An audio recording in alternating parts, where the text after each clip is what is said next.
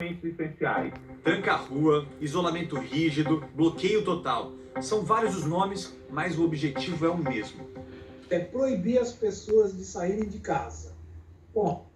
Essa estratégia foi adotada nesta semana em 18 cidades nos estados do Maranhão, Pará, Ceará, Amazonas, Mato Grosso do Sul e Minas Gerais. E amanhã, 2 cidades da região metropolitana do Rio de Janeiro também vão aderir à medida. Mas como é que funciona o lockdown? Você não vai poder sair de casa a não ser que você tenha algum motivo forte. Ou porque você trabalha em alguma atividade essencial, ou porque você está saindo para comprar comida ou comprar remédio. Cada cidade, estado ou região tem autonomia para decidir a forma mais adequada de aplicar esse confinamento obrigatório. No Mato Grosso do Sul, por exemplo, na cidade de Guia Lopes da Laguna, o morador só pode sair de casa 2 vezes na semana, de acordo com a data do nascimento. Quem nasceu de janeiro a abril pode sair terça e sexta, de maio a agosto, quarta e sábado, de setembro a dezembro, segunda e quinta, e domingo todo mundo em casa. Em algumas cidades, quem desrespeitar as medidas pode ser multado. E você vai ter polícia na rua controlando a movimentação das pessoas, como a gente observou nos locais que começaram a controlar a epidemia até hoje no mundo. Wuhan, na China, onde a pandemia começou, foi a primeira cidade a fazer o lockdown. Obrigou todo mundo a ficar em casa. Parou fábricas, suspendeu aulas, fechou praticamente todas as fronteiras. Na Europa, o norte da Itália seguiu o exemplo chinês para evitar o contato social e tentar frear o colapso do sistema de saúde. E ao redor do planeta, outros países também aderiram a lockdowns com níveis diferentes de restrições. Não existe uma definição clara em diferentes países, mas o objetivo é comum. É necessário que seja atingido pelo menos 70% de isolamento. Os brasileiros, desde março, estão sendo orientados a praticar o distanciamento social. Um pedido das autoridades de saúde para que as pessoas, se puderem, fiquem em casa. Alguns estados aplicaram medidas mais rígidas, mas por todo o país tem gente desrespeitando o isolamento. Nesta última semana, nós atingimos taxas que giram em torno de 35% a 40%. Nessa semana, nenhum estado conseguiu ficar com taxa de isolamento acima de 50%. Onde foi que erramos? Nós fizemos a coisa pela metade. Parece aquele paciente que toma o remédio pela metade da dose, o remédio não faz efeito, né? Ou faz pouco efeito, e tem os efeitos colaterais ainda, né, indesejados do remédio.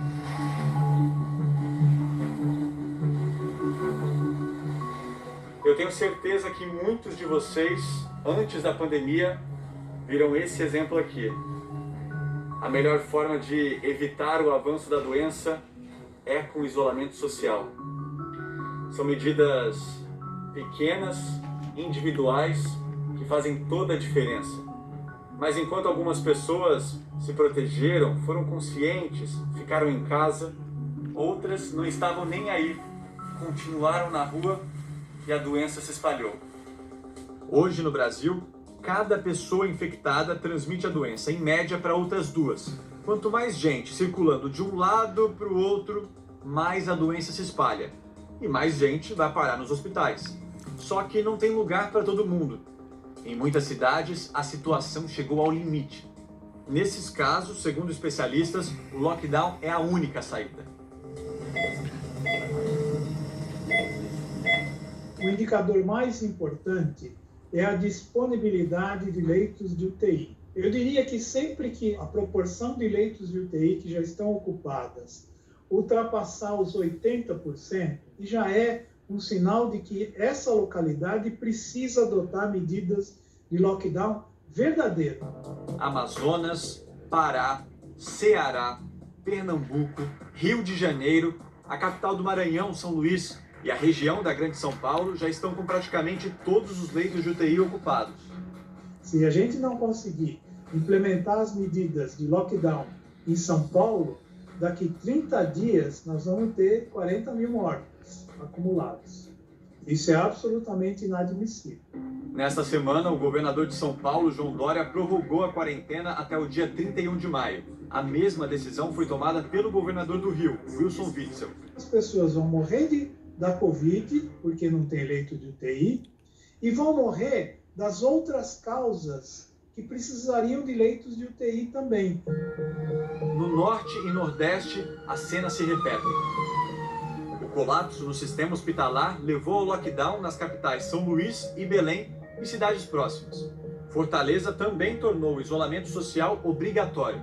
Eu diria que os próximos 7, 12, 15 dias vão ser vitais aqui no Nordeste, né? E o que o senhor recomenda para todos esses estados do Nordeste? Seria importante um lockdown completo? O Brasil não é um país dividido, ele é um país interligado por grandes rodovias. Você tem que ter uma política nacional, não só mais cidade a cidade, e no caso das grandes regiões do Brasil, uma política regional. Niterói, no estado do Rio, ainda não atingiu a lotação das UTIs, mas adotou o lockdown preventivamente. Começa amanhã. É um remédio amargo que não pode ser tomado de forma isolada. A Fiocruz recomendou a ampliação do bloqueio para todo o estado do Rio. Se não houver lockdown no Rio de Janeiro, o que vai acontecer com o estado? Nós podemos chegar a uma situação de catástrofe social. Falta muita atuação do governo federal no sentido de apoiar estados e municípios nessa medida que é extremamente necessário para salvar vidas. O Fantástico procurou o Ministério da Saúde, que disse que amanhã deve divulgar um plano nacional de diretrizes para o distanciamento. Para você que respeitou a quarentena até agora, é importante continuar. Para essas pessoas que estão há 2 meses fazendo a quarentena direitinho, elas estão protegidas. E salvaram milhares de vidas. Quase 100 mil pessoas deixarão de morrer pelas medidas que foram adotadas até agora. Se a gente continuar no nível atual de isolamento de cerca de 50%, o país pode registrar cerca de 200 mil mortes até o fim da pandemia. Essa quantidade cai para 150 mil com 60% de confinamento. E pode ser reduzida ainda mais, para 30 mil mortes, caso o objetivo do lockdown seja alcançado, que são os 70% de isolamento. Se não há vacina nem remédio, é a sua atitude que define o resultado desse jogo.